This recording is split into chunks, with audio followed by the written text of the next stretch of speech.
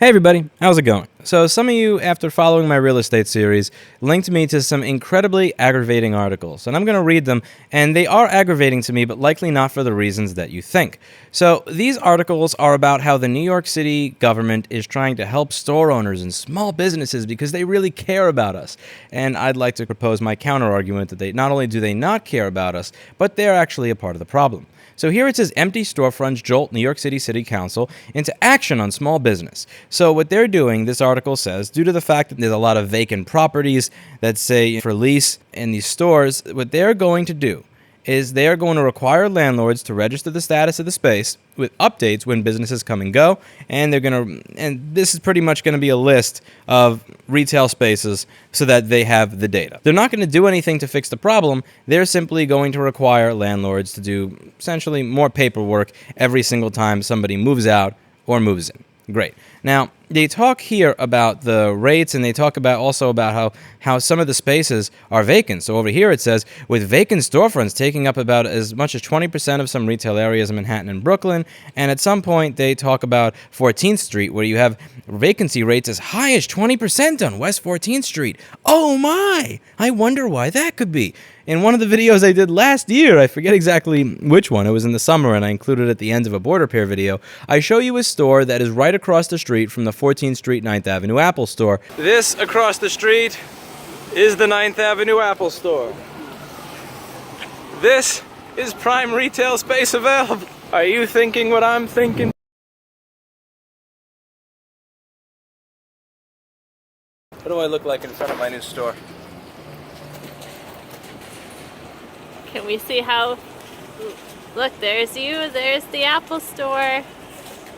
This would be a perfect location. With the obvious implication that I would be very, very interested in renting that space. I reached out to the broker, and that space would cost me over $45,000 a month to rent. And if I really wanted to play hardball, there's no guarantee I'd get it, but they may be able to negotiate them down to the low 40s for a space that was less sizable than my apartment. This may surprise all of you watching the channel right now, but it's been about 15 months since I saw that space. It's still vacant. There was another store across the street from the Apple store as well, a bit bigger, and they were quoting around the $55,000 to $65,000 range for a space that was about twice the size of my apartment. So, okay, this one's considerably larger. And this here is one of the issues, and this ain't going to be solved with your data collection. The other thing that bothers me about this article is that or not even this article, but this whole concept of this solving this issue through a bill with the city council, is that it implies that the city government is actually going to do anything good with regards to helping small business owners and stores. Or like in this one where they say, the New York City government benevolently awards $1.8 million in grants to help small businesses adapt to neighborhood changes. Because the New York City government understands that it's hard to run a business in the city, and they want to help you. Not really. If you take a look at these two articles in the New York Times that I will link to down below, there were hundreds of complaints right around Christmas last year, because that's the way the New York City government decides to ring in the holiday season, that resulted in many businesses taking their signs down. So you may not know this if you live someplace with some sort of civilized government, but any of these signs that you see like this sign over here is about $6,000. So that's not $6,000 to get the sign. That's $6,000 to have the permit to have the sign. The reason it's going to be that is because this sign has a light on it, and simply the permit for this to exist is approximately $6,000. And it can be down to about $3,000 if you've got a simple sign. Like, let's see if they have a picture of one of the shittier ones in the article. Like one of these like really crap signs that's not really even an awning, something like this, that you're going to be paying a few $1,000s for a permit. Now, if you live someplace where you're not being asked to pay $20,000 a month to rent the space that is essentially the size of an apartment, or 2,000 square feet or 1,000 square feet, you might actually be able to just pay that fee. But in New York City, there are many small businesses that cannot pay that fee because a barbershop cannot afford to pay the city their extortionate rate regarding all of these little things. And again, these articles about the city council. One of the important things is, even if you think that there should be a permit fee, they cast the city council in this, or the city government, in this really positive light, like they're just trying to help. If you were just trying to help businesses, you would say, here, I'm issuing you a warning. Come back in 30 days with a permit or this will happen. Or here's a contractor that will help you get a permit for this sign. Or here's a little guide that will help walk you through this. We're just going to assume that you're so busy trying to make the ridiculous amount of money you need to make to be in this space. You're probably cutting people's hair until 11 or 1 in the morning just to afford to be here. That maybe you missed out on this, but this is something you got to do. Tough it up. Pay the bill. No, they don't do that. Just right before Christmas, they just straight up say, oh yeah, I saw you didn't have a permit for this sign. Here, give me $6,000. Give me $10,000. Give me $15,000. And this is not exactly how you treat small businesses if you like them. Or let's just go with an example that I have. This is actually from my blog, and I wrote this blog 7.5 years ago, a few months after opening my new store. This is right after I moved out of that recording studio basement space I had been using in 2011 and the studio I used in 2009 and 8. So there is a law on the books that says that you need to have your license number on your receipt. Now, I would prominently display my license number, and you can read this blog. I'll link it down below. You can prominently display your license number in the store the way I did. It wasn't hidden behind any shelving or anything, but that's not good enough, or even to have it on your website. It needs to be on a certain spot of the receipt. And I was not aware of this rule. So somebody walked in about a month or two after I opened and said, let me see your receipt. And I show it to them, and they say it doesn't have a license number. Bam, $1,000 fine. No, we were nice to them. We tried to be nice. We tried to understand that they have a difficult job and that, if you're nice, you'll probably get a better result. Nope. $1,000 fine. They walk in. Yeah, I know that you're working from about 8 in the morning till 1 in the morning the next day, every single day, just to try to pay the ridiculous rent to open a business in the city when you're starting with no money and no real capital. But we're going to take $1,000 from you because you forgot to put 8 numbers on the top of this piece of paper. Even though those numbers are in your store, even though you have 5 stars on Yelp and 4.9 stars on Google dating back the last 3 to 5 years, even though we have not a single complaint with our office regarding your business, these numbers don't exist on your receipt. So rather than educating you about the law so that you can change this in your POS software, which takes 90 seconds, we're going to milk you for $1,000. Now, some of you there may believe that I'm being a little melodramatic here, and that, okay, you broke the law. It's your responsibility for not knowing the law. And that's, point taken. So let's just go over what it said on their site at the time that I went over and wrote this blog. It said, the law and rules are current as of January 2009. Do keep in mind I'm writing this blog in May of 2012. It says, the law and rules are current as of January 2009. Please note that businesses are responsible for knowing and complying with the most current laws, including any city council amendments. The Department of Consumer Affairs is not responsible for errors or omissions in the handout provided in this packet. So here's what they're saying. They're saying that you are responsible to know every single law. We are going to write down the laws and rules as of 2009. We can come up with whatever the fuck we want between 2009 and 2012, and then we can hold you accountable for not knowing that those laws exist and then fine you $1,000.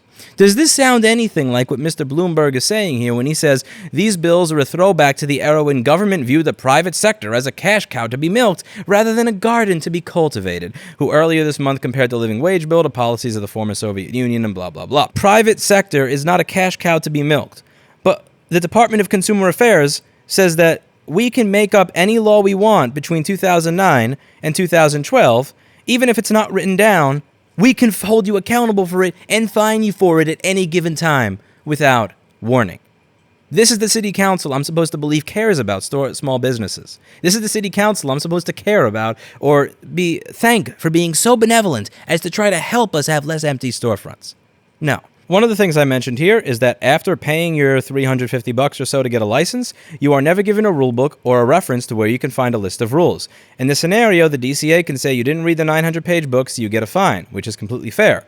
What is unfair is that the only way I've been able to find proof this law exists is through extensive Googling. The only place I can find written proof of this law at the time is in a PDF written by the Department of Consumer Affairs, which appears to be a tourist guide to New York City. So, If I, as a small business owner, do not read a tourist guide to New York City, I will not know that this law is on the books. Therefore, I will not know that at any given time, some inspector could walk into my store and fine me $1,000 for not having some numbers on the top of my receipt, which are present when you walk into the effing store. The reality of the situation is that regardless of whether you are a small business owner, a resident, a large corporation, a small homeowner, or a large landlord, the city government has been screwing you in the ass the entire time for the past probably 30 to 50 years, if not longer, that in this city. And this idea that they care about us, that they're going to help us, that they're going to come out with laws to monitor all this because they care, while simultaneously issuing four-figure fines because you did not read a law that you can only find in a tourist brochure, or that you're issuing 4 to 5-figure fines for people because they dared to put the name of their store above the space that they're renting without paying you.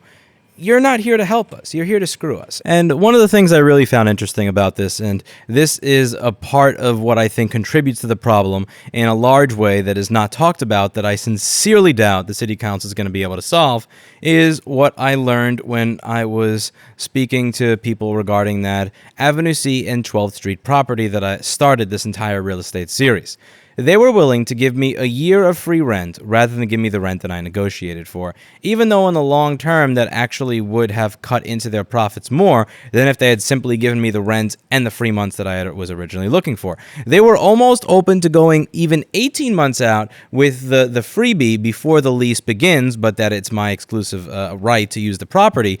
And the way it was explained to me when we pushed it, the matter was that the bank was only okay financing the place for that individual if it did not lower the value of the building, and they believed that you were able to get a certain amount of rent for it. So if I were to get the amount of rent that I wanted for the space, that would have meant that it would have lowered the perceived value of the building. It's better for them to actually have them say $15,000 a month outside and get zero than it is to get $9,000 or $11,000 a month but actually get it, because it makes the building seem like it is worth less. Now, this is a little going off in a tinfoil hat conspiracy land, so please take everything I have to say from this point on with an Eli the Computer Guy-sized shaker of salt. But when it comes to what the incentives or the motivations are for the banks doing this to property owners or people with mortgages on large commercial spaces, I believe that banks have an incentive to keep the value of their properties as high as possible. So it is actually better for a bank if their property can be perceived to be a higher value, even if they're not actually receiving the money from leasing tenants. It's better to have a list price of $15,000 that you don't get and just blame it on a bad retail marketplace than it is to actually get $9,000 or $11,000 a month from a tenant that's not only going to pay you, but entirely renovate your property, because it lowers the perceived value of the property. Now, banks work based on fractional reserve lending, meaning that they are able to lend out more money than they actually have in the bank. So there is a certain ratio for this.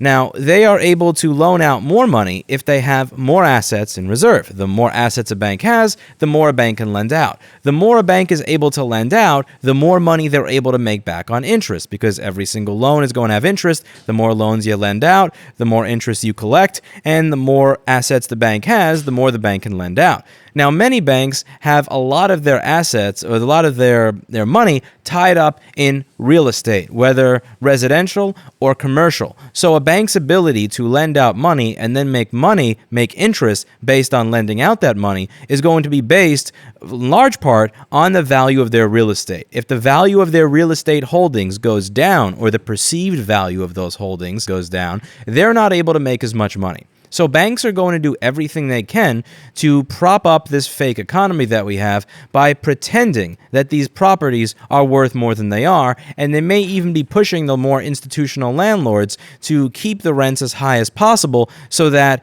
this fake bubble economy doesn't go away when property values dive, as it has in the past. If banks have less on their balance sheet, less assets, that means that there is less that they are legally allowed to loan out. If there's less that they're allowed to loan out, out, that means A, less money in the economy, but more importantly, that they will likely have to call loans in. If they have to call loans in on businesses that have not yet reached the state of net profitability to where they can just simply pay back all of their debt immediately when asked to, that means that those businesses will fail. If those businesses fail, people get fired. If those people get fired, they will now lose their jobs. So even if there are other companies that are profitable, that do have a good business model, they're going to lose a lot of their customers because people spend less money when they get fired, which means those businesses will likely go into a recession or fail as well. And this will trigger a domino effect whereby many people have less money and more companies close and collapse and so on and so forth, leading to a terrible, awful recession in the economy.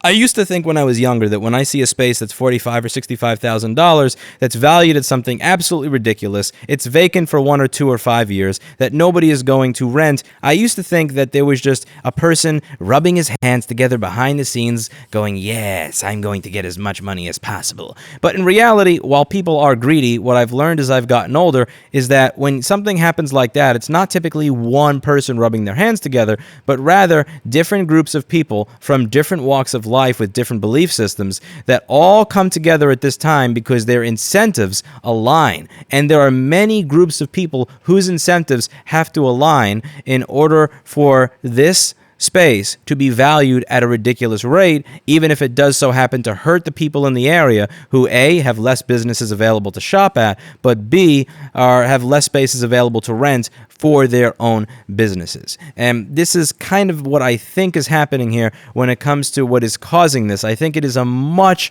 more complex economic issue that we have here than something that the city council can simply wave their magic wand after collecting a spreadsheet of data and fix by forcing people to charge less money. There's a lot going on here, and it is a big problem that has been snowballing for a very long time, and it was only made much worse by the last recession and the things that were done after the last recession to try and hide it or fix it rather than simply deal with the actual reality of the problem. These are the types of really interesting and complex societal problems where somebody who is aggravated at a problem may not even understand that one of the reasons it exists is to actually, in some strange way, help them out. Somebody could look at a store that's ridiculously expensive and think that's insane, while not realizing that that building's ability to maintain its property value is what allows the bank to make the loan that allows the startup company that is not profitable that they work for to pay them the salary that allows them to live the life that they live. And these are the types of interesting and complex societal problems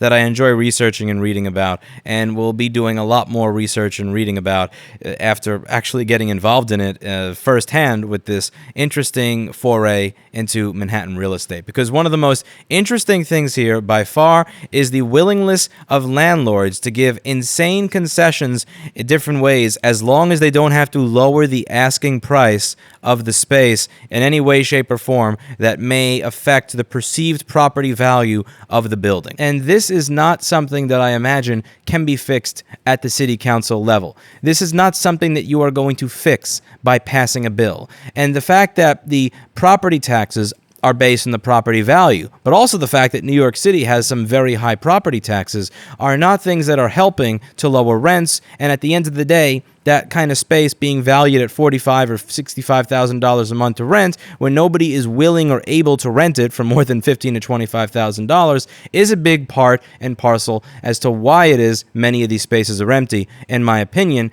And above all, I do not believe that the city council or the city government has ever done something to help small businesses. Whether you are writing $1,000 fines for laws that you cannot even find, much less have heard of, rather than give a warning when you are deciding that you are going to fine people $6,000 to $15,000 because they put the name of their business above their business without paying you an exorbitant amount of money when they're already paying an exorbitant amount of rent to simply do business in your city. You are not helping small businesses. You have not been helping small businesses in the past, now, and you probably will not in the future. And when people talk about how the city government cares about small stores, when they email me links saying, look, your city government and your politicians really seem to care about you. They're noticing your problems. If you want these problems to be fixed, in my opinion, banks are going to have to get rid of this iron death grip they have on building owners, property managers, and so on and so forth, to the point where if they're willing to rent out a property for what it's actually worth, they don't get in trouble for doing so with their loan officers or individuals at the bank in the way that they are now. I just thought that was ridiculous when I heard that he would rather give me 12 to 18 months of free rent than even make the slightest bit of concession on price because it would look better to the bank. At the end of the day, that space is currently empty because it is a complete and utter shithole, and nobody is going to pay their asking price to be in a space that has so many structural, foundational issues that is going to cost 6 to 7 figures to renovate. But the reality is, the way the structure is, if you're saying that the property value needs to be held at this point, even if it means that nobody is going to rent, what that means is that you are going to have buildings that have ridiculously high asking rents for the sole purpose of allowing the property to have its perceived value to keep the bank happy, to prop up a fake economy, rather than actually have paying tenants. And I do not believe that is something that you are ever going to solve at the city council level. That's it for today, and as always, I hope you learned something. I'm going to be taking off my tinfoil hat, signing off, and I'll be providing you with some more videos this week on the Rossman Realty channel.